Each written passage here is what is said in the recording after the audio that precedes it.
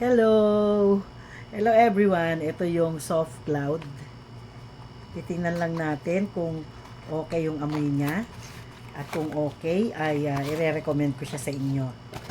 UD perfume daw siya. So, sana mas matagal na matanggal yung kanyang amoy para makita natin na may enjoy natin yung amoy niya, scent niya. Okay. Okay naman. Okay naman. Okay naman ang amoy niya. Soft cloud. Yung amoy, 1 to 10, ang amoy niya, i-rate ko siyang 10 as the highest, 1 as the lowest.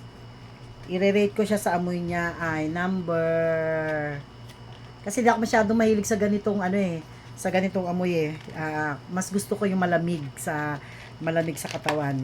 Ang amoy ko sa kanya ay number 7.